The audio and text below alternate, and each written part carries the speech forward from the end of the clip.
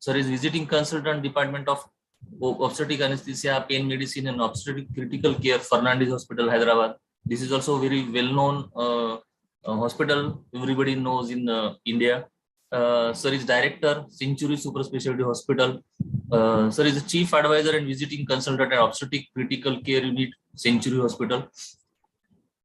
Visiting consultant at Asian Institute of Nephrology and Urology and City Neuro Center, Hyderabad. Sir is a founder director of Prerna Anesthesia Group and Critical Care Service, established in 1997. Trailblazers in teen practice, concept introduced for the first time in the country. Sir is from Hyderabad, Telangana. Sir, most welcome on our platform, sir.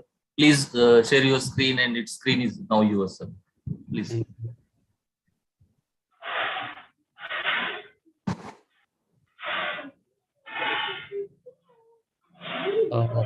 The screen is visible? Yes, sir. Yes, sir. It's visible.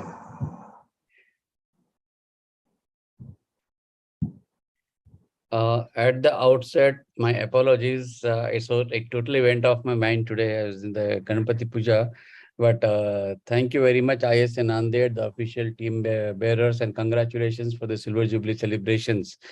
So next few minutes, I shall be talking on the management aspects of post-dural puncture headache in obstetrics and what are the current concepts.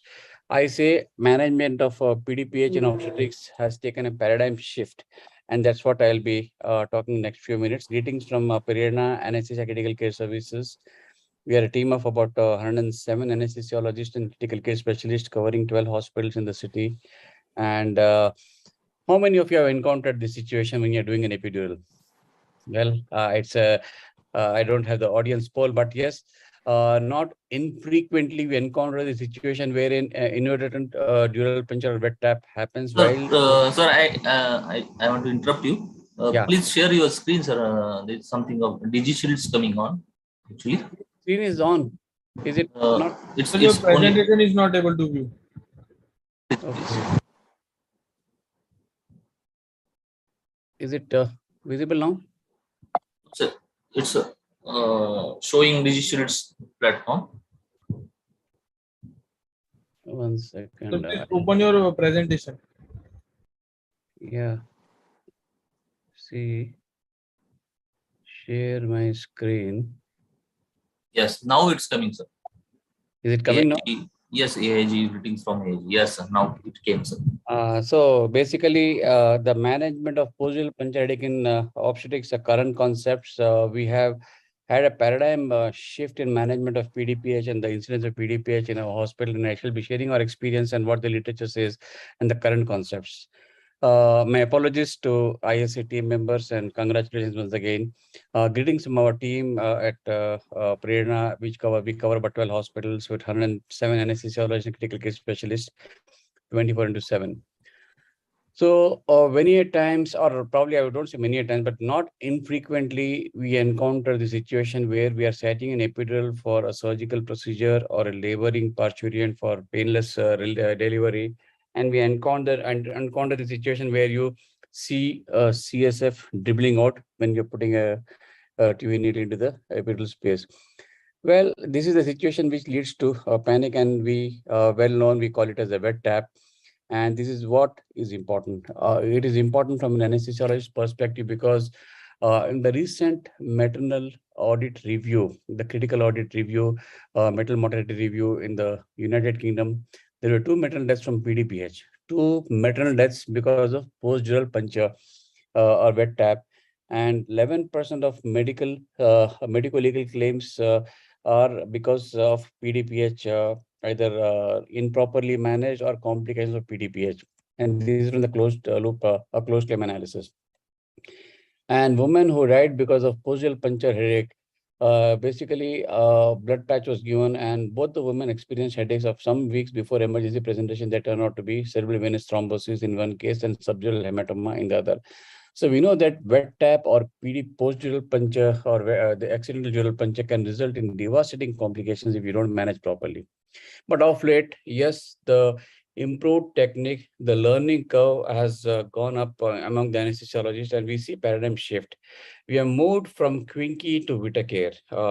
In fact, we abandoned the usage of Quinky almost about a decade ago in obstetrics, and now we solely use pencil point needles even in non-obstetric patients, and this has tremendously reduced incidence of PDPH, because we know that about 95% of procedures, obstetric procedures, be it cesarean sections, emergencies, or stat cesarean sections, or elective sections, we do it under spinal anesthesia or combined spinal epidural anesthesia.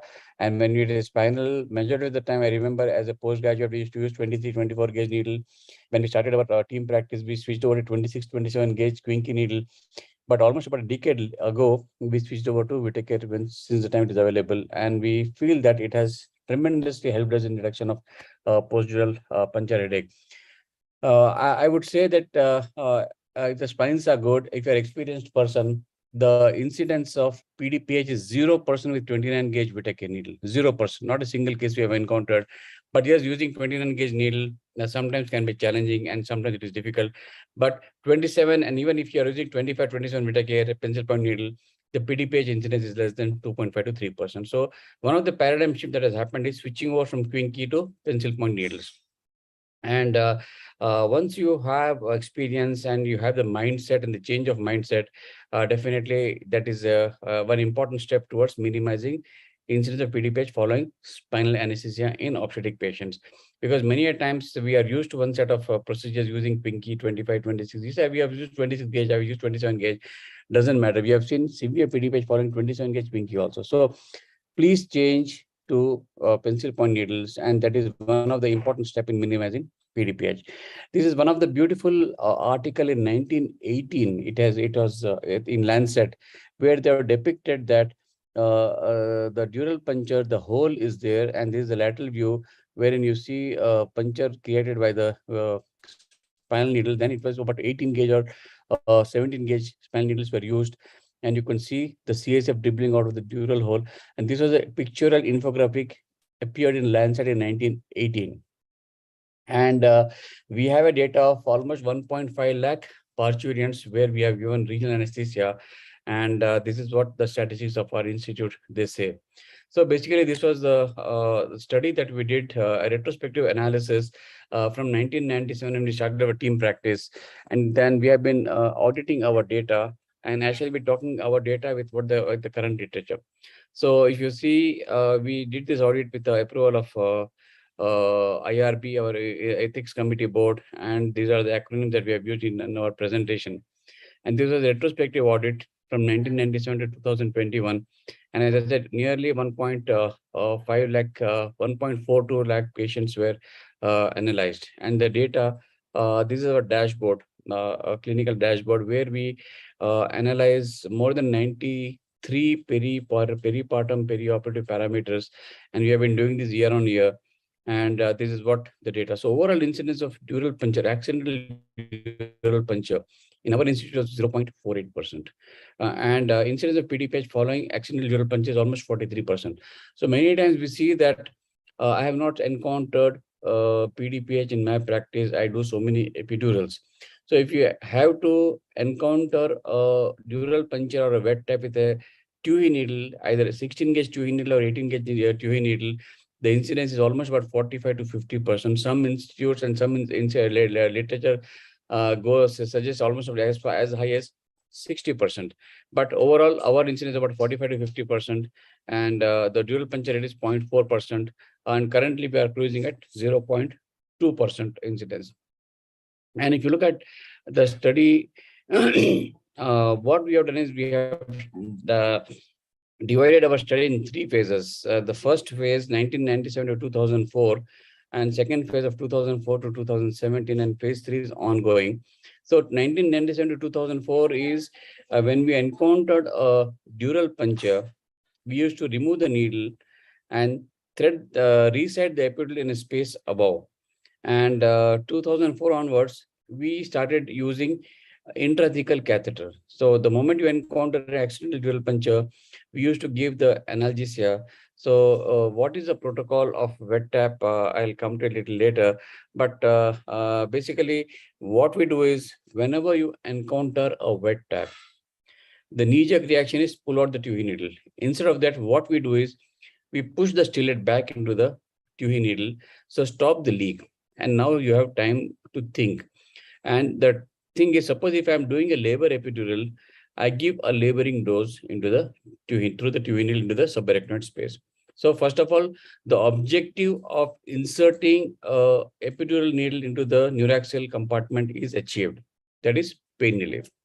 And if I'm doing a surgical case, I inject the local anesthetic, like suppose a cesarean section, I inject 10 milligrams of bupivacaine hyperbaric with the 20 mg of fentanyl and achieve analgesia. And then subsequently, I have time to think whether to remove the tuhe needle and thread in a space above or thread the catheter inside. So first and foremost, my protocol or my advice to all our colleagues who are practicing regional anesthesia is, if you encounter wet tap, no need to panic. We are humans. This can happen to anybody. What we do is, again, as I said, plug the leak. That is, put the stillet, stop CSF leak, then load the drug that is intended for the purpose. If it's a laboring parturient, we use 20 mg of fentanyl if the pain scores are less than 7. If the pain scores are more than 7 to 10, in the VAS score of 7 to 10, we use 20 mg of fentanyl with 2 to 3 milligrams of preservative-free ropivacaine. Fortunately, we have preservative-free local anesthetic available now. We have bupivacaine available, levobupivacaine, and ropivacaine. So 2.5 to 3 milligrams of ropivacaine with 20 mg of fentanyl in a laboring parturient, if it is a labor dose. And if it's a surgical case, you use a surgical dose. One more advice here. So many a times what happens, if you look at the tip of the tuhe needle, the Huber point is a concave point of 0.5 or 0.6 millimeters width. So many a times what happens, the tip of the tuhe is in the subarachnoid space, and you start looking at, you start the CSF, you see the CSF leak at the tuhe needle, at the hub of the tuhe needle. So what we do is, whenever you see a wet tap, you push the stillet completely inside it and advance the needle further. Advance the needle further, because many a times only the tip of the needle is in the subarachnoid space, and the concavity of the tuhe needle may be in the subdural space or in the epidural space. And you may have a partial spinal block, or you may have a subdural block. So what we do is, the moment you encounter a wet tap, insert the stillet into the tuhe needle, advance the tuhe needle by couple of millimeters more, do a complete wet tap. हो गया सो हो गया, कुछ करना नहीं है. So now make a complete wet tap, then you inject the drug, appropriate drug, either for laboring dose or for the surgical dose. And then one more important step, the fixation time of local anesthetic, that is bupivacaine, to the neuraxial tissue is about anywhere between 2 minutes to 18 minutes. And the fixation time of fentanyl is a lipophilic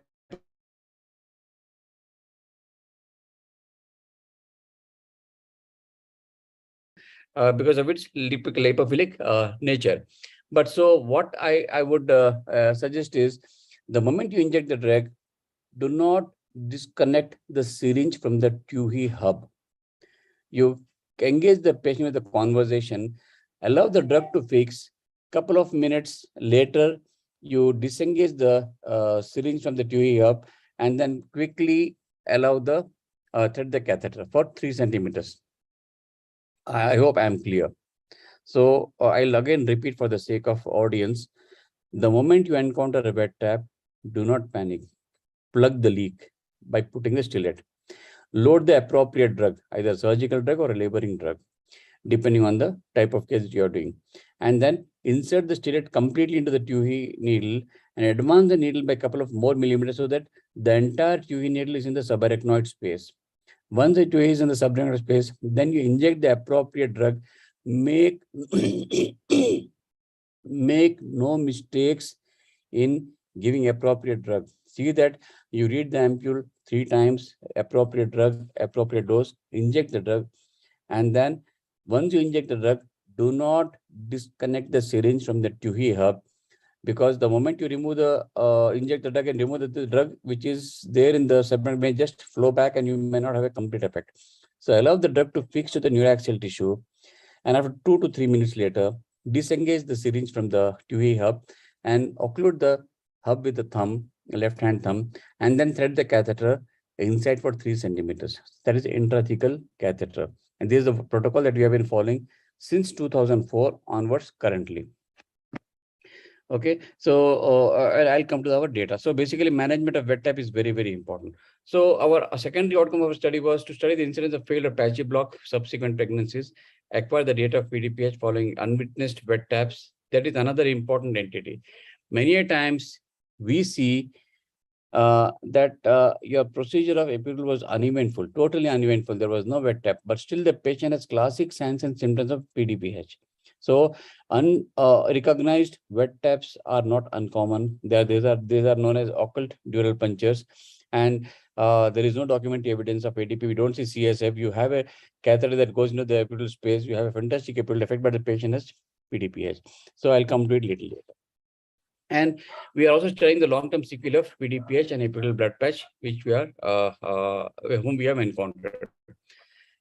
We also have a subgroup analysis where we used to give prophylactic blood patch and outcomes, a volume of blood to be injected, epidural blood blowouts, and repeat blood patch. These are the things that we have done in our study.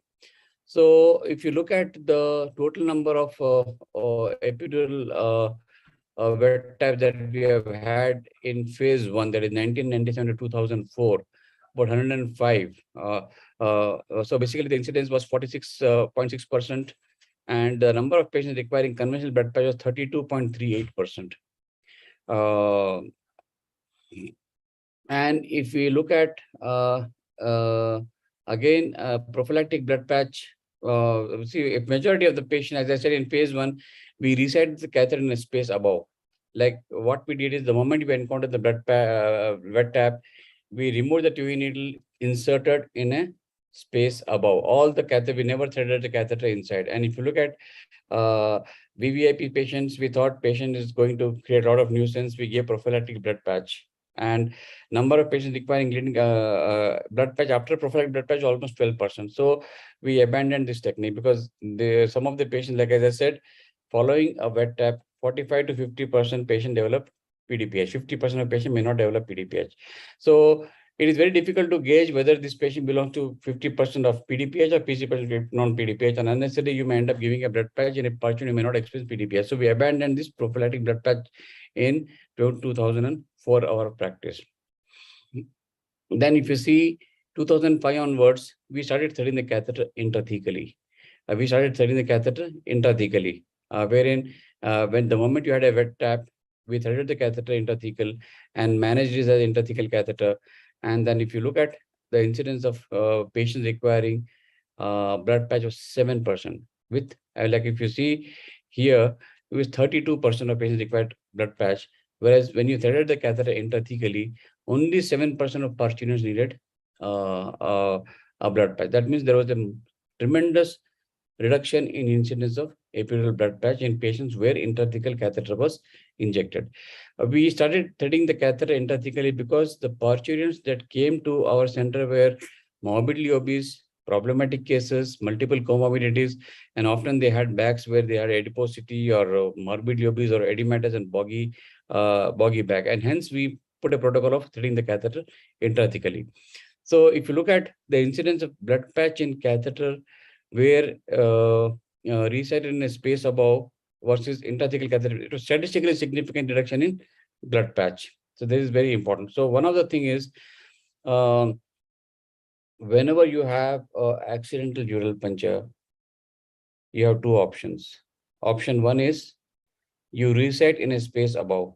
Option 2 is you thread the catheter intrathecally. The protocol that we follow is thread the catheter intrathecally and manage it as a spinal catheter. And we retain the catheter for 24 hours, remove at the end of 24 hours, and incidence of PDPH and blood patch falls down in a statistical significant way compared to those where the catheter is threaded above. That is one of the take-home message.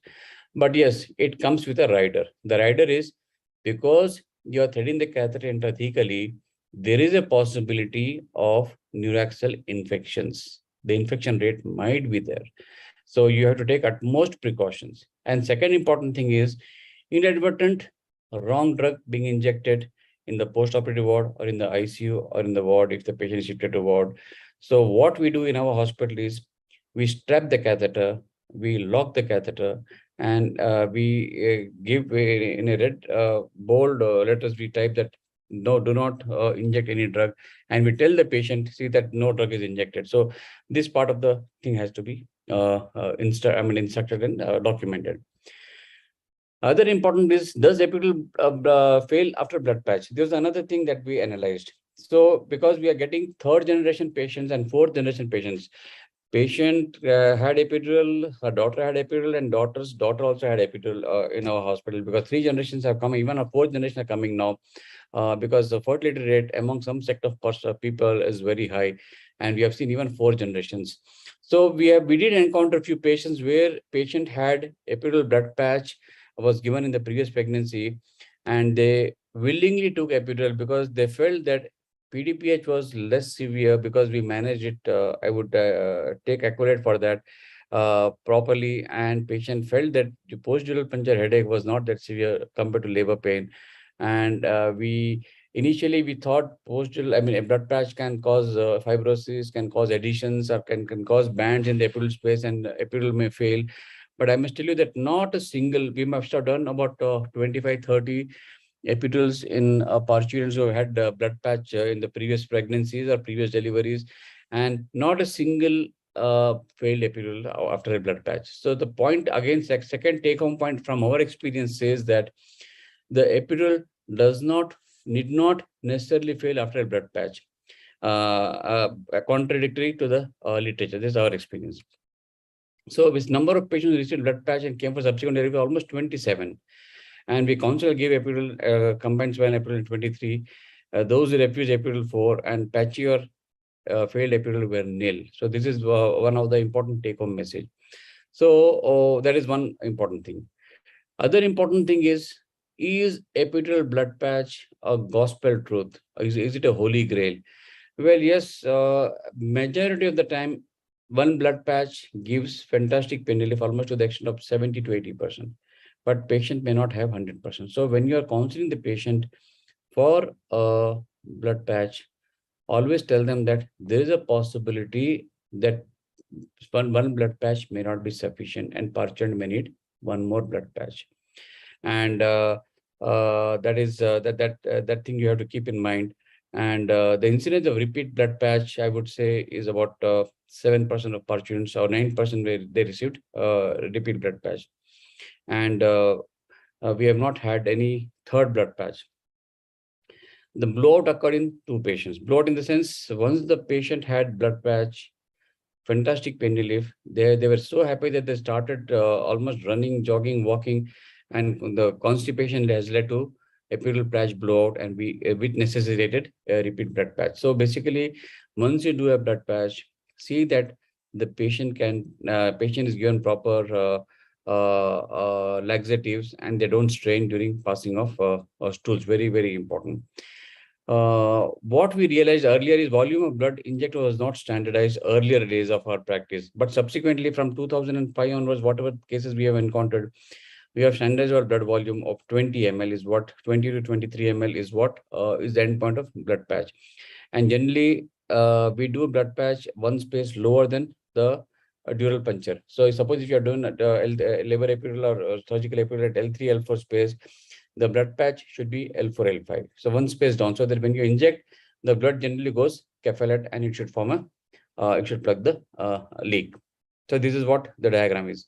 So basically, initial days, the volume of blood that was injected was less. And as we gained more experience, we made about 15 ml, 18 ml, but now we give almost about 20 to 23 ml of blood into the epidural space, and that effectively plugs the leak. So a high volume blood patch, you should not inject more than 25 ml. The end point of injection is whenever you're injecting blood, there is a referred pain either in the buttocks or in the knee, and that's the end point of your injection. Even otherwise, if the patient does not have pain after 23 ml, you stop at that moment of time. You have to be very careful. So there are certain do's and don'ts when you're doing blood patch. Whether you have to take a consent, yes, consent has to be taken. And what do you explain to the patient? Explain that yes, the blood patch gives a good pain relief, almost about 75 to 80%, but 10-15% it may not be sufficient. One blood patch, you may have to have a second blood patch. That has to be explained. And are there any complications of epidural blood patch? Short-term complications like heaviness in the back, short-term low backache, yes, might occur. But long-term complications, generally low backache is remote, may not happen. But a small chunk of patients can have long-term headache, especially if the initial headache is not treated properly. So why that long-term headache? So this was a beautiful study that came in Current Opinion, probably in 2018, which said that if you delay blood patch beyond 72 hours, then the relief may not be adequate. So ideal time of blood patch should be between 24 to 48 hours. So first 24 hours, too early blood patch also may not give pain relief, and too late blood patch also may not have a complete pain relief. So ideal duration of ideal timing of blood patch should be 24 to 48 hours. Now, which are all the patients that need a blood patch? Again, the moment you encounter a wet tap and all those things, once the parturient delivers, always once the happy moment is done and the parents are happy, go to the room same day or the next day morning. Examine the patient in upright posture, because many a times we see that our residents, junior fellows, they go to the patient room and they say, sir, this patient is not having headache, she's comfortable. But the patient was in a lying down position. The resident has examined the patient in lying down position when she was feeding or she was sleeping. So it is very important and crucial that you make the patient sit and examine. Again, don't ask any direct questions, because they are little emotionally labile parturients. The pregnant patients in the postnatal period are very labile for several reasons. If they wanted a male boy and they get a female child, they're unhappy. If it's a preterm delivery, they'll be unhappy. If it's a post-natal pregnancy, they may the child is in NICU or observation, they'll be unhappy. There are several factors. Lack of sleep can also cause headache. There are about 20 different causes of postpartum headache. So you need to make a right diagnosis whether it's a post-dural puncture headache or postpartum headache of different etiology. So the sign qua non of PDPH is postural element. You may have headache, pan headache like bifrontal, bioccipital headache, which worsens with upright posture and ambulation and resolves during supine position. So the resolvement in supine position is almost to the extent that more than 80% of pain resolves, and there is a sign qua non of post-dural puncture headache. So there are three other headaches which are postural. One is cerebral sinus venous thrombosis headache. Other is subdural hematoma. So subdural hematoma, cerebral sinus venous thrombosis, maxillary and bifrontal sinusitis, they're also postural headache. But the differentiating point between PDPH and other headache is the PDPH diminishes by 80 to 90% when the patient assumes supine position, whereas CSVT, sinusitis, or even subdural hematoma, when the patient assumes supine position, the headache may not reduce completely, may reduce by 10 to 15% only. So there is one of the differentiating features. And many a times, whenever there is an intracranial pathology like subdural hematoma or CSVT or a Press syndrome, which wet tap can lead to, they have certain other lateralizing signs of sixth nerve palsy and other things. So you need to have a thorough clinical assessment. Is it meningitis? Is it chemical meningism? Is it CSVT? Is it post-dural puncture headache? Or is it lactation headache? Or is it lack of sleep that is causing headache? Or is it because of any drug-induced headache? There are so many excessive prolactin or dopaminergic antagonists which the patient can give. Gabapentin can cause severe headache if they want to stop lactation. So you need to analyze each and every cause before you diagnose. So it's very, very important that you right diagnosis, right timing of blood patch, right volume of blood patch is very, very important. This is again an electron microscope picture taken in 1918 Lancet. You see the ragged edges of dura. This was a picture where epidural blood patch was done in a dog, actually. So this is an electron microscope picture where you see ragged edges of dura, and there's a blood that is injected into the epidural space, and you can see the blood in the epidural space with the clot plugging the CSF leak. Beautiful picture taken up in those days. So this is what is important. So coming back to our own data, the number of patients coming back with subsequent deliveries 27, and as I said, all we had given epidural and there were no failed epidural blood patch. And fortunately, we started collecting the data of long-term chronic backache and headache. We could reach out telephonic feedback, especially all these 27. Of course, they came back and there were no headaches, but remaining, yes, we couldn't reach out a small number, but a long-term backache, long-term headache, fortunately, is less. Now, is blood patch the only answer that is available to treat PDPH? No. Not all patients require PDPH. Not all patients require, not all PDPH patients require blood patch. So what are all the patients who require blood patch? As I said, severe headache, intolerable headache. The moment the patient gets up and she's not able to sit upright for beyond 1 or 2 minutes, then those are the patients who need headache. And that too, you give analgesics like brufen, paracetamol for 24 hours. If they don't subside, then 36 to 48 hours is the ideal time. But yes, if the headache is of moderate intensity, they're able to go to washroom, they're able to do their morning ablutions, she's able to go to neonatal ICU to feed the child, but has discomfort. So VAS score is around 5 to 7, but manageable. So those are the patients where you can try alternate modalities. So what are the alternate modalities? One of the alternate modalities, injection cosyntropin. This was basically ACTH analog, and it is available in the market, and the dosage is 0.25 milli. It comes in vial of 0.25 milligrams, but the recommended dosage is 0.5 milligrams. I mean, the study which came for the first time in anesthesiology 2010, where they have given cosyntropin injection prophylactically. Prophylactically, it was given, and they found out that the reduction in headache with usage of prophylactic cosyntropin was almost to the tune of 30%. And they felt that this drug has to be given. The dosage they had used was 1 milligram. What we have used is, we have not used prophylactic cosyntropin because of the cost constraints. But when the patient has moderate PDPH, we give about 0.25 milligrams intravenous cosyntropin 4 hours apart, 2 doses, and it is helpful. It has reduced the headache, PDPH. So the contraindication for cosyntropin is uncontrolled diabetes, because it is an ACTH analog, it's steroid-like activity. How does it act? Well, it promotes the excessive production of CSF from at the subarachnoid villi. So excessive production of CSF causing balancing CSF, whatever it has leaked. So to an extent, it mitigates the PDPH. So to an extent, it can help in minimizing PDPH. Sphenopalatine block, for the first time, this was a revolutionary paper that came from a US Indian anesthetist, I think Dr. Patel published this paper, and he said goodbye to blood patch. The paper, the way the heading title was of the paper. But again, I must tell you that sphenopalatine block again has its limitations. It is a momentary activity. It basically, you just have to dip a local anesthetic swab in a 4% lidocaine or 2% lidocaine and introduce into the middle turbinate, go posteriorly, and you hit the sphenopalatine ganglion and you block it. And basically, it causes cerebral vasoconstriction, and that's how it relieves the headache.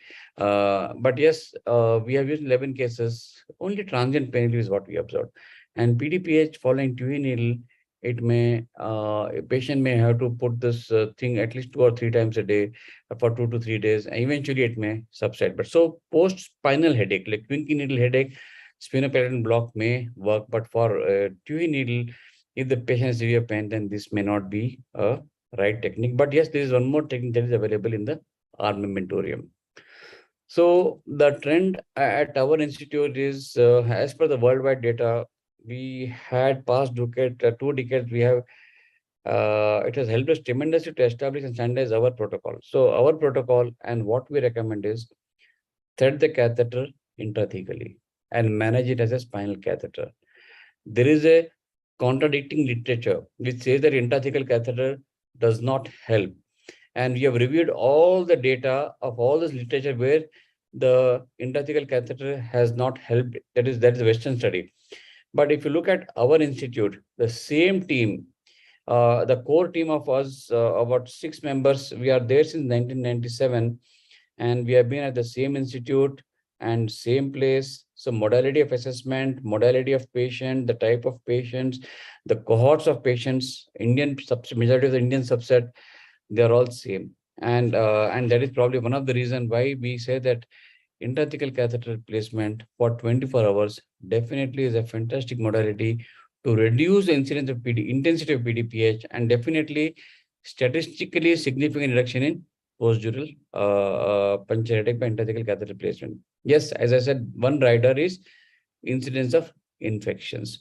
So you have to strictly ensure that no wrong drug is given, and the catheter should be strapped, and patient has to be told that nothing goes into the catheter, and catheter has to be removed at the end of 24 hours. So the clear documentation has to happen. And this is what the recent audit, where like this is our dashboard audit, where our hallmark is our current incidence is 0.2%, and the moment it goes beyond 1%, we have an alert, and this helped us in reducing incidence of PDPH. So the parameter that we analyze in our dashboard is a number of accidental dural puncture with epidural, with combined spinal epidural, where intrathecal catheter was placed, where epidural was relocated in the space above, PDPH with EA, PDPH with CACA.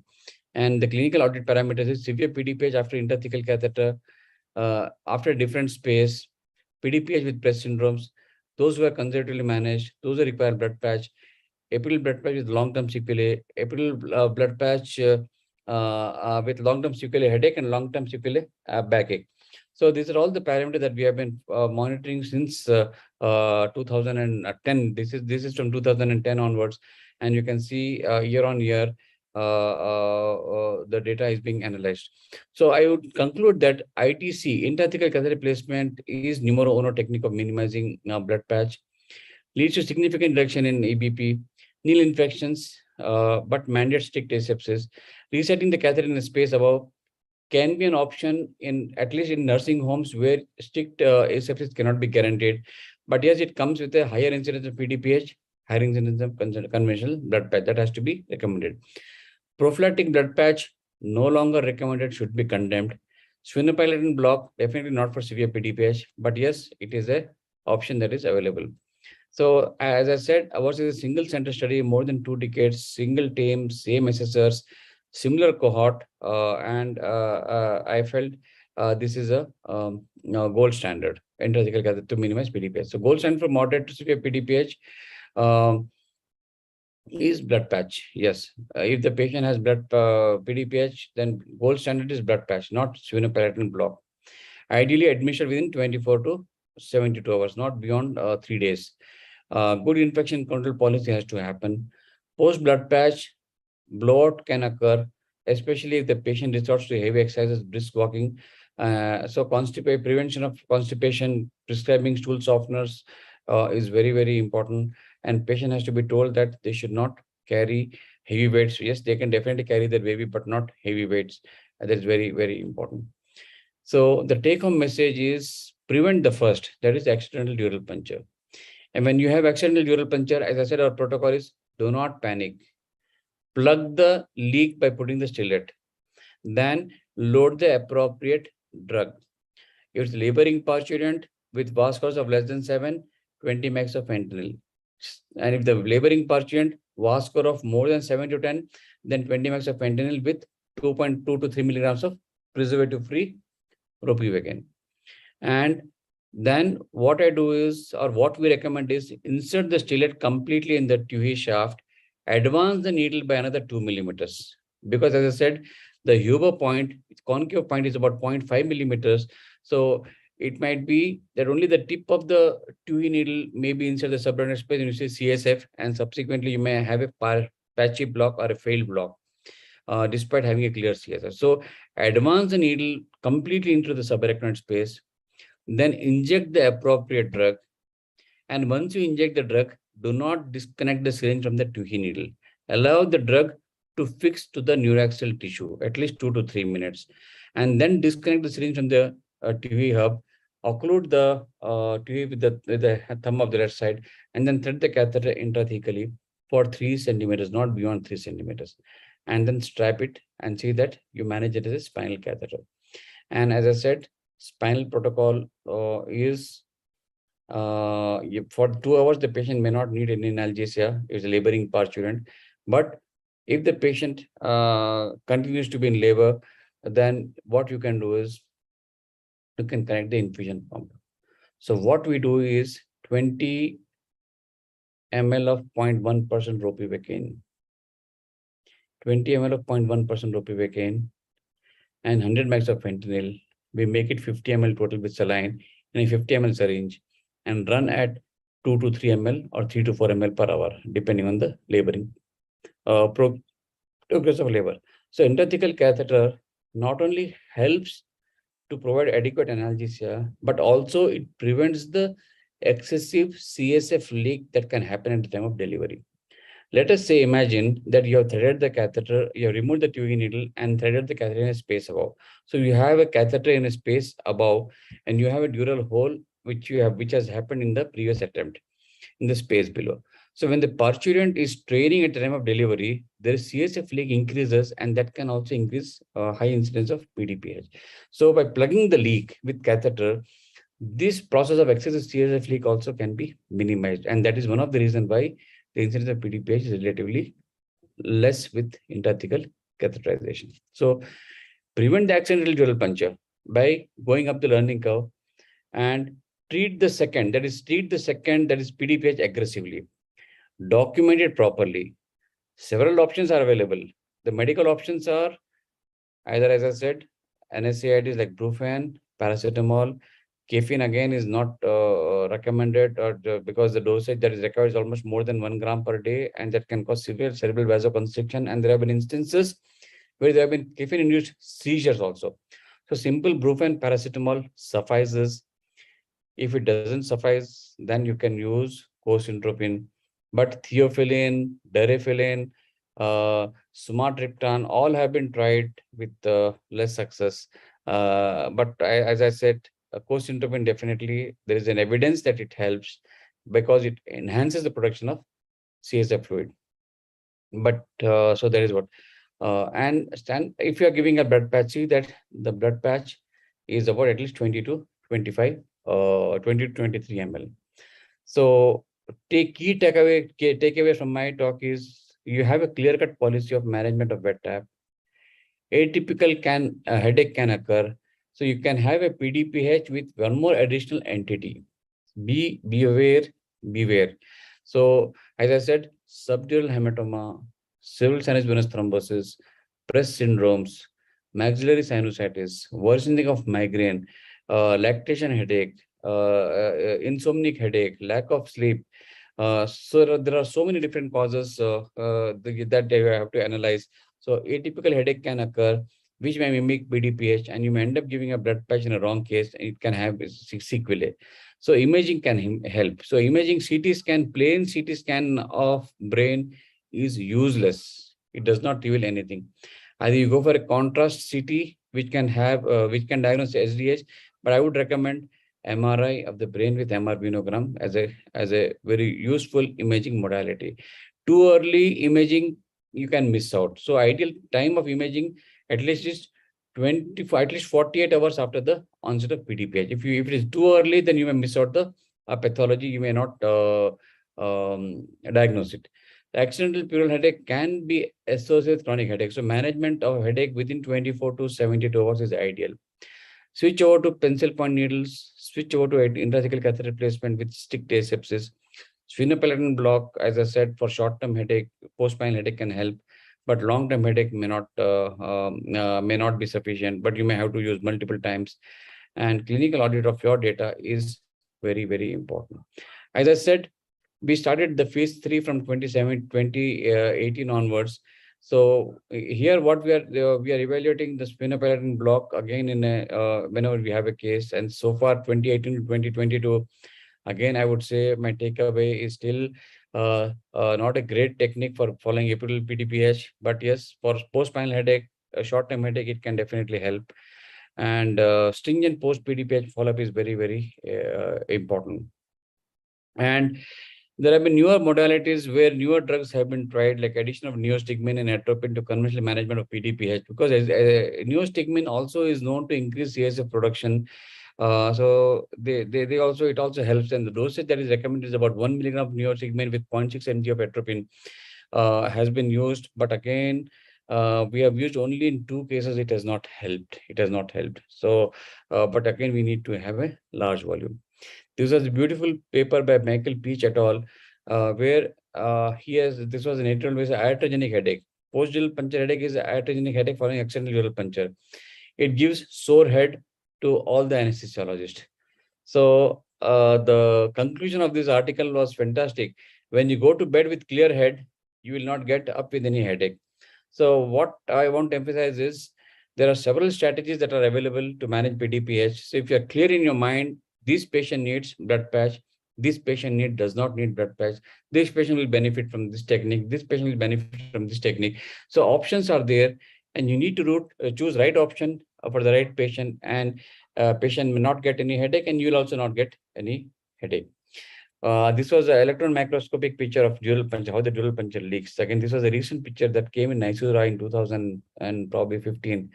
So do not have this, otherwise you end up with a large hole into the dura. Thank you very much.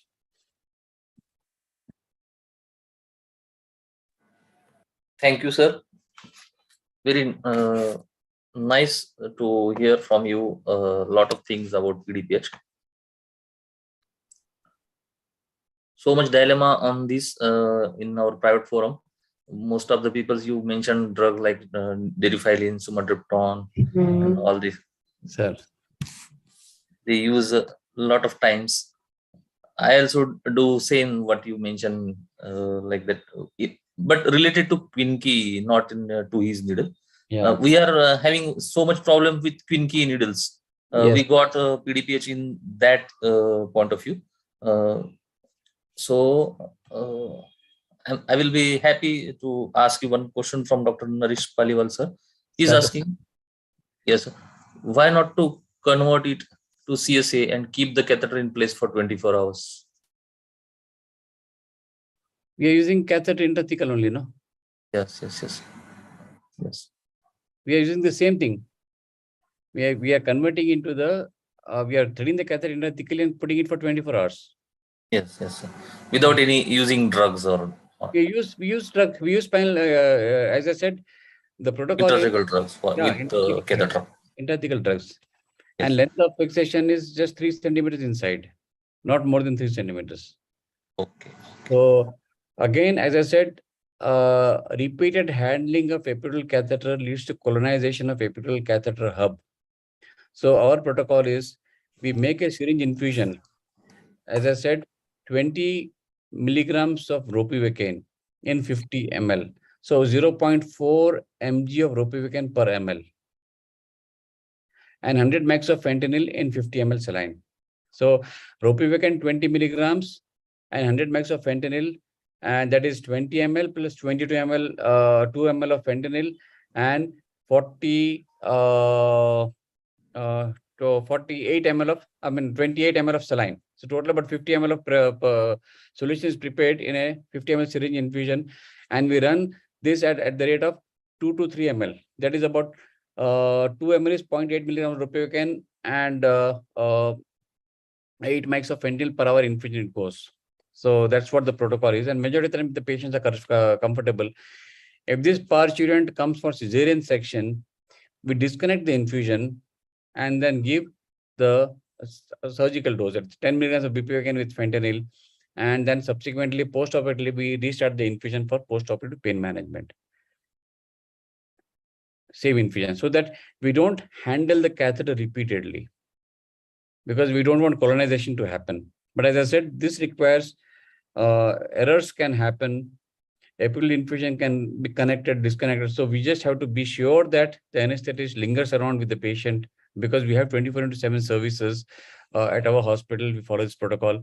If it's a freelance practice, then I won't recommend this technique. You reset in a space above and manages at the epidural catheter. But again, you have to remember that when you are removing the tuning needle and putting the tuning needle in a space above, there's always a possibility that you may end up with second dural puncture. So the incidence of PDPH might increase logarithmically.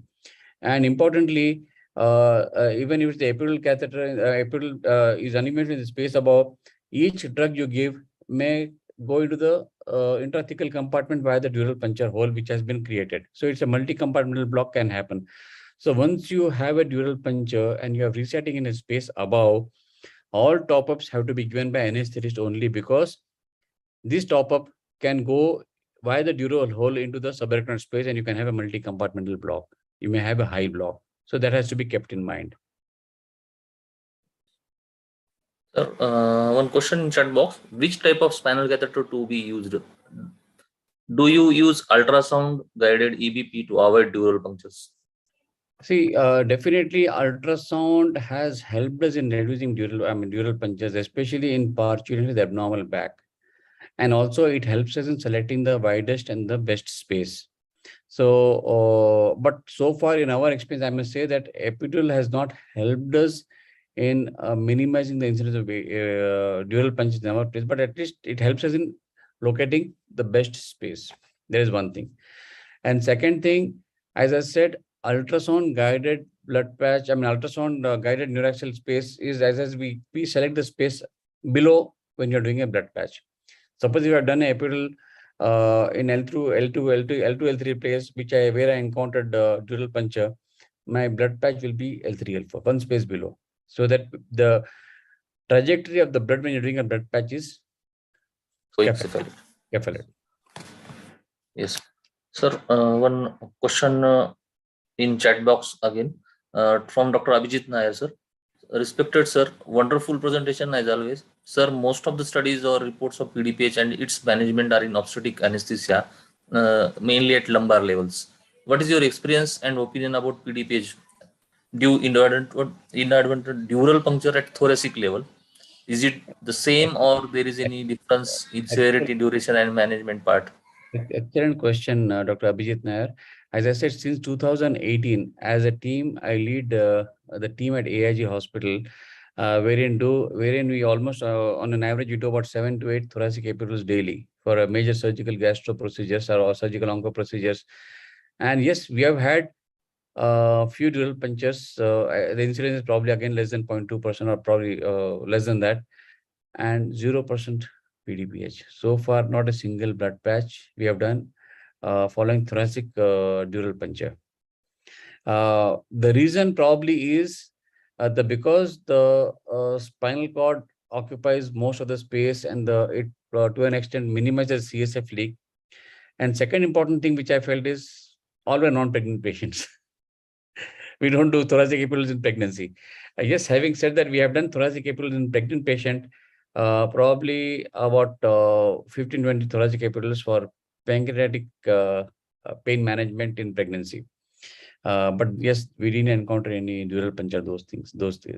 But dural puncture at thoracic level, the incidence of PDPH I have not encountered. Virtually, it's almost, I would say, 0% so far. Yes, sir. If you Yes, sir. Yes, sir. I would like to Yes, sir. Because Naresh Paliwal sir is also here. I also comment on this. Is that he started doing segmental spinal anesthesia, and that topic is now is in private forum. It's a very hot topic, and now we are also practicing that part. And I observe in my practice also, whatever I give lumbar and thoracic segmental spinals, in that PDPH is very much, nothing is there in thoracic segmental spinal cases, but in lumbar cases where I give pinky needle spinal, there is somewhat PDPH is presentable. Yeah. Sir, one question from Paliwal sir also. Ropivacaine, what concentration sir is mentioning about that? Yeah, 0.1%. Sir, Paliwal sir, you can speak you can unmute yourself and you can speak with sir also. about your question, if you want. I must tell you that after listening to Dr. Paliwal, we have done few segmental spinals at thoracic level, but I'm still not very comfortable because we are a team of almost 20 people at AIG hospital, and not everybody is well versed. So, but having said that, we have done very challenging lap cholis in pulmonary cripple patients with lumbar, spinal, and thoracic epidural. And majority of the time, we didn't have to activate thoracic epidural catheter at all because the surgeons were very quick. Within 20 minutes, the lap chole was done. And one patient where the surgical procedure went beyond 45 minutes, 45 minutes duration, the patient started having shoulder tip pain, and we could manage with a mask, but we didn't have to give it. So shoulder tip pain is an issue. Probably, I don't know, even thoracic segmental epidural at thoracic level also may not mitigate shoulder tip pain in thoracic Yes, and sir. lap. Yes, sir. It never happens. I experienced myself. Yeah, yeah. This. Sir is asking other question is, what about the epidural catheter dead space? Do you take into account and whether flushing of catheter is done after each If you dose? look at the epidural catheter dead space, yes, flushing of catheter is very important. A very valid point that you have raised. So what we do is when you're threading the catheter in a space, but the volume of air, if you see, 0.3 ml is the dead space of epidural catheter. The length of the epidural catheter is about 90 centimeters length, the conventional epidural catheter that we use in our commercial practice. And we just thread the catheter intrathecally. Yes, flush it with saline and then inject the drug. Is always even that 0.3 ml, 20 ml of air, why do you want to inject it? I want to share one thought with all viewers that sir is very much open for any question on other than this PDPH also. If you Absolutely. have any question on other topic also, sir can share their thoughts and suggest you any questions from your side. Before that, I want to ask you, sir, related to backache. I got a lot of parturients post seizures. Here we use inky needles, and a lot of time our surgeons also told some if patient goes for backaches and like that orthopedician, they went for orthopedician, he said are due to spinal isse wo ho gaya hai, and a lot of time when she came for next seizure, there is a lot of people, and she also told us, sir last time spinal diya tha wo seizure uski wajah se mera backache ho raha hai. What to do with this, sir? That See, thought first of all, there was a beautiful statement by Ostheimer. William Ostheimer is an anesthetist from, I think he's from Scandinavian country. Ostheimer, yes, from some Scandinavia. He has written a book in anesthetic management and pregnancy for cesarean sections. And one of the statement in PDPH chapter he makes is, due respects and regards to female colleagues watching this presentation or watching this webinar, he says that women are born with backache. Women are constipated bipeds, born with backache. This was the statement given by one practicing obstetrician in the United Kingdom, which he quoted in the chapter. So basically, backache and headache are the most commonest symptom that a patient experiences in their lifetime. And we have to tell that we, in our own experience, I'll tell you the data of 1997 to 2000. We did a study. The same thing when we started epidural practice in 1997. Our optician started complaining, "Arey, isko backache aaya, isko backache aaya, isko headache aaya." And so what we did is, all backaches and all headaches, you tell us, we'll see the patient, irrespective whether what type of anesthesia they received or whether they received anesthesia or not. We collected this data for 4 years, 1997, 98, 19, and 2000. And at least about 30% of patients were doctors, elite patients, and at least about, I would say, small chunk of patients were staff of Fernandez Hospital only. And when we presented the data, the incidence of headache, incidence of backache in parturients was more where GA was given, where no anesthetic intervention was done. No anesthetic interventions were done. where GA was given. And that has cemented that permanently. Now, after 2000, they don't say that this patient got backache because of epidural. Yes, So what I mean to say is backache can occur. Short-term backache can occur because of the local leg. Even if you are putting a Venflon in your hand, it causes little momentary topical pain for a few days. Long-term backache is insignificant.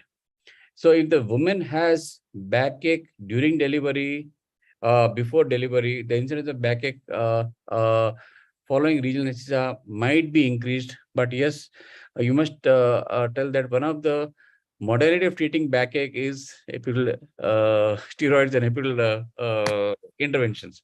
So vehemently, you can deny that epidural per se does not cause any long-term backache. Pregnancy itself is a risk factor for backache because the lordosis, the 9 months which she is carrying, the effect of progesterones and estrogen on the ligaments, softening of ligaments itself can cause stretch on the sacroiliac joint and can cause severe backache. Severe backache. Related to your PDPH in your institute, any medical issues happen? So far, none. So far, none. Touch wood. But yes, there have been few instances where the husband and the family were sort of very Aggressive about their complaints. But as I said, we have, I can share the form which, let me see.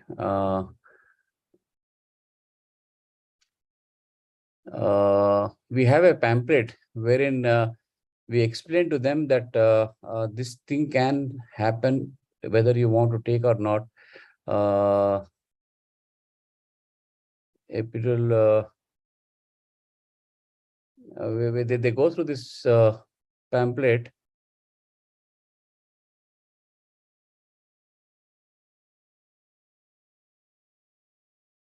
I'm not able to locate.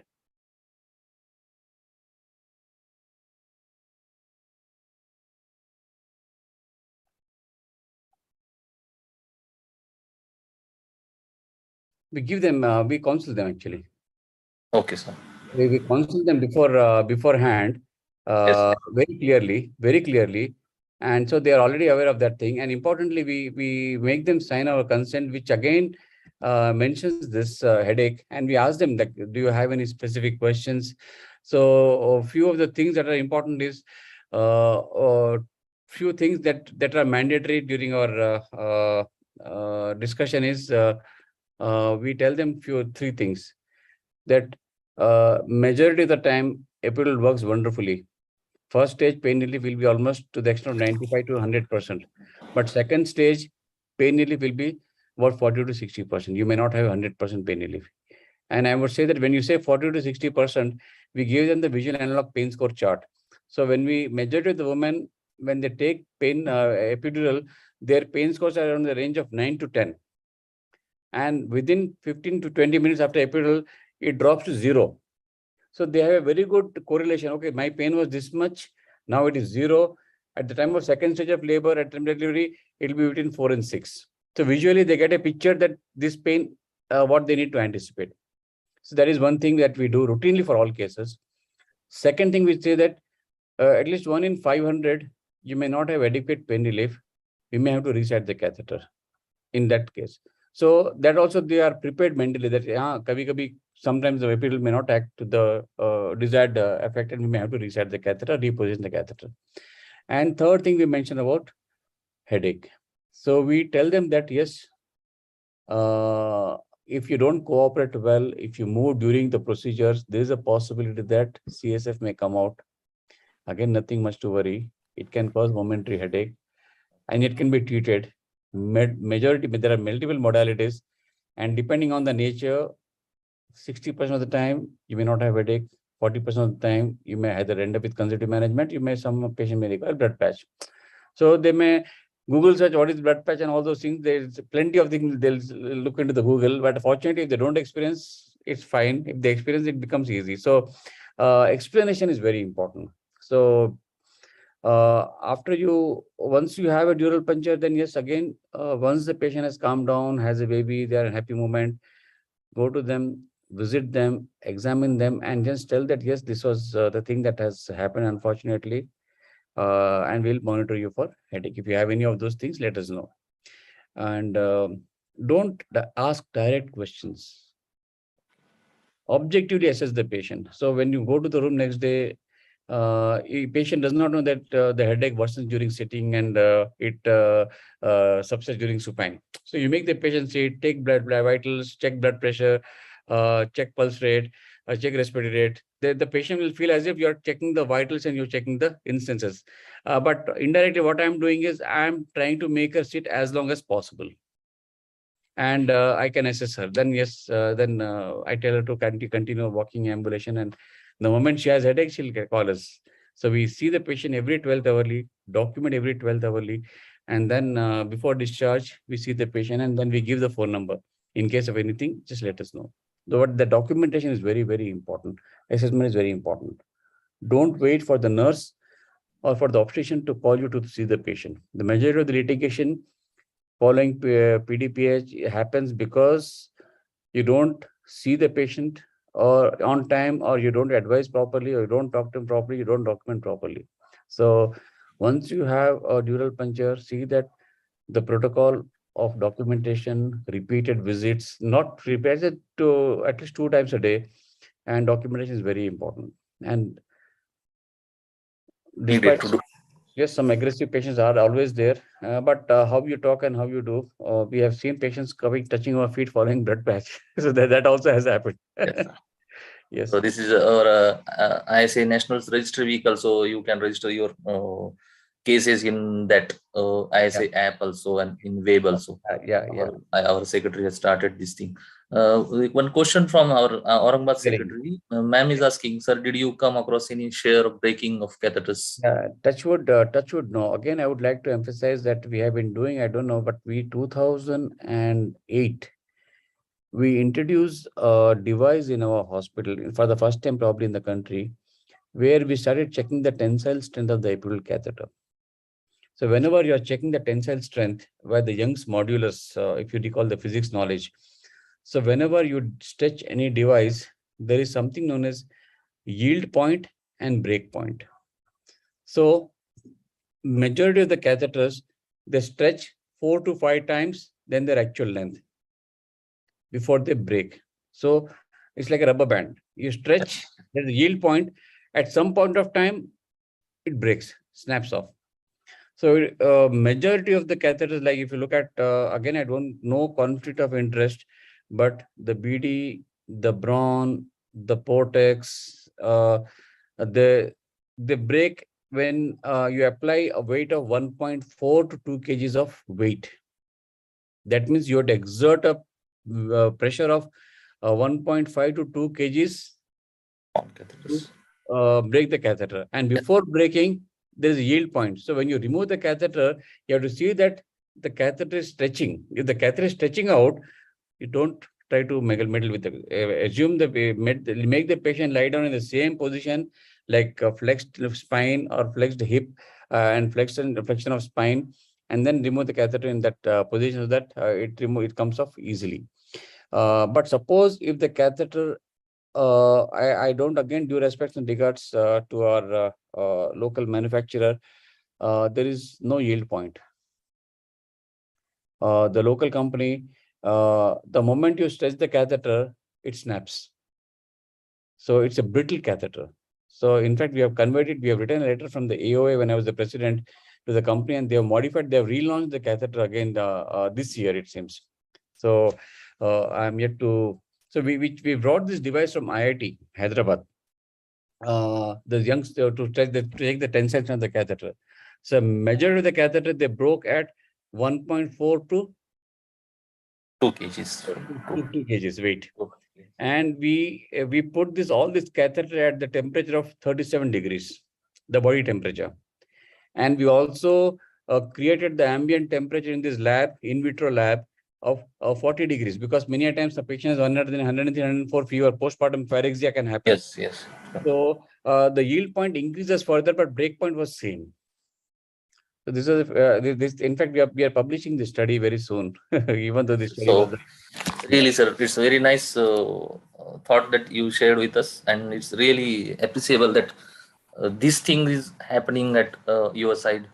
Yeah. Really admirable from my And, side. one other thing, as Dr. Naresh Paliwal has mentioned rightly, if at all Yes, you're yes, not able to thread the catheter, do not pull out the catheter.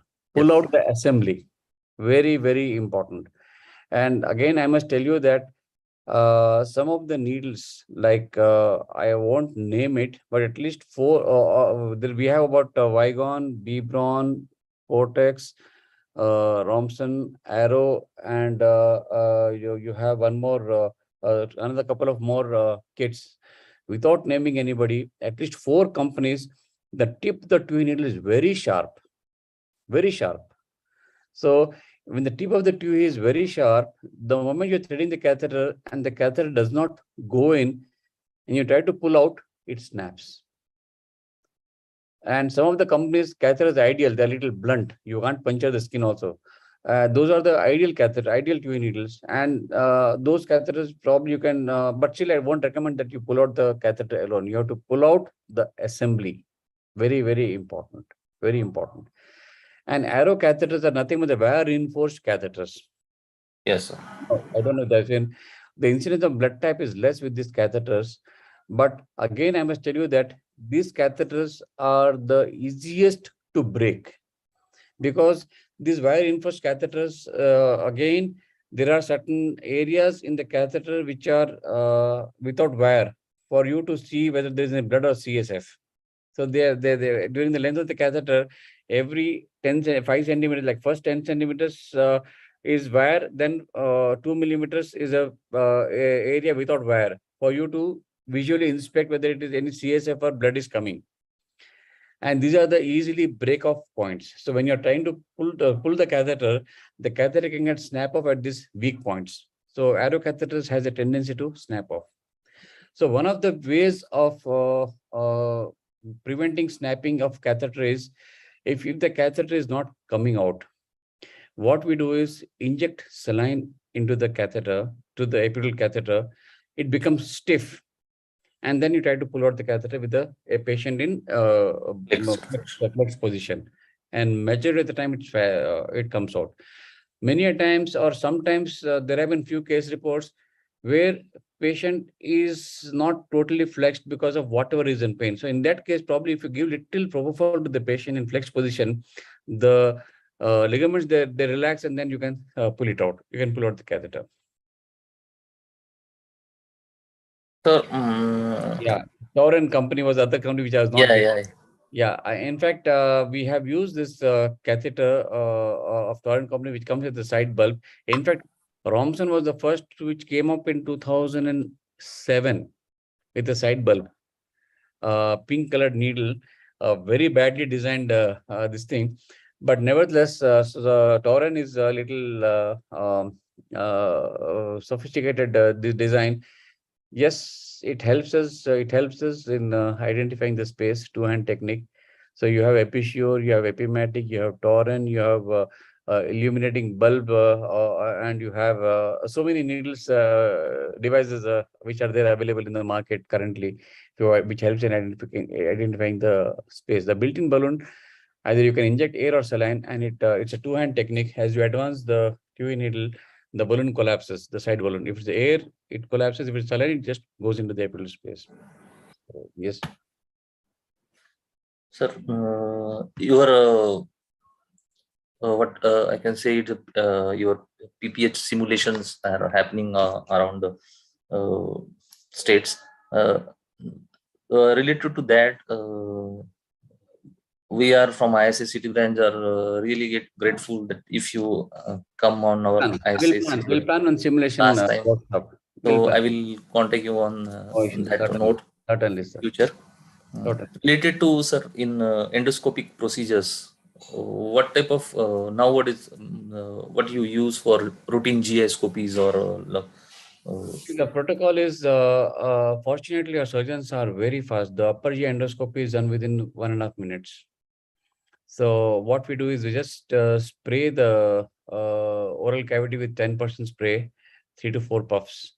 and we ask the patient to swallow. So there is a topical anesthesia already has happened in the cavity, I mean, in the oropharynx, Oral cavities, yes. hypopharynx, and they swallow. Yes, it's a little bitter taste, pleasant odor.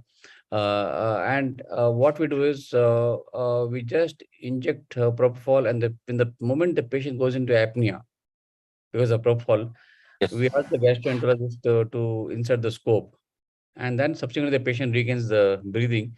And by the time the patient comes out, we just inject little more, so probably 8 to 10 ml of propofol. And by the time the scope is over. But yes, before giving propofol, what we do is we put a nasal prong 1 to 2 minutes before nasal oxygen and nasal capnometry, so that the patient keeps breathing during the scopy and there is no desaturation. So Before that, yes, sir. Please continue. for upper GI scopies and colonoscopies, just propofol alone suffices. For ERCPs, yes, we give dexmedetomidine, but it's propofol and fentanyl combination, because ERCPs on an average takes about 7 to 20 minutes, depending on the type of gastroenterologist you have. And if you're doing stenting or removing stenting or pancreatic calculi extraction or any CBD calculi extraction, it may take a little longer time. But average time is about 20-25 minutes, 7 minutes to 15-20 minutes. So we just give propofol with dexmedetomidine infusion, which is on, and nasal oxygen and nasal capnometry. With this, any pre-medication with this, or perioperative, any what we can say, atropine or other things that Glyco, we keep it ready, we don't give it.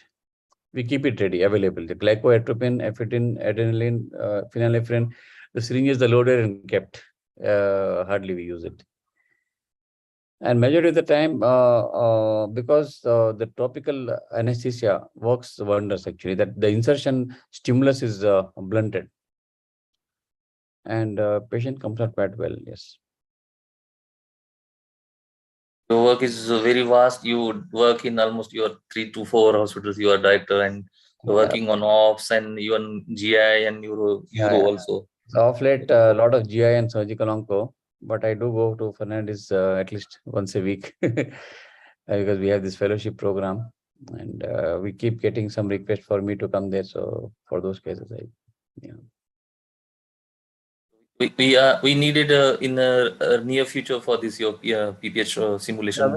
We'll do one simulation workshop with PPH and high risk obstetrics.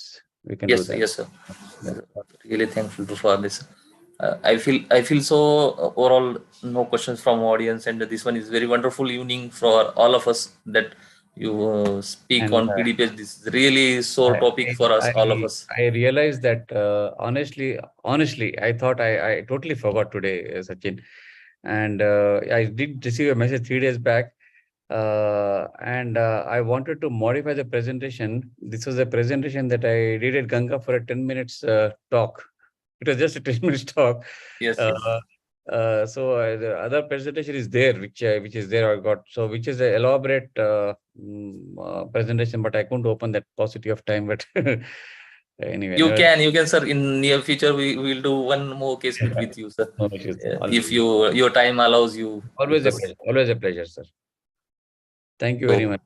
Yes, sir. Thank you, sir. Thank you, all of you, and thanks from almost everyone is thanking you in chat box. Yes. Thank you so much. So really, I will feel great that this evening I meet you. Great stalwart like you. Whenever you feel, whenever you say. Yes, I will contact. Okay. So I will conclude this session with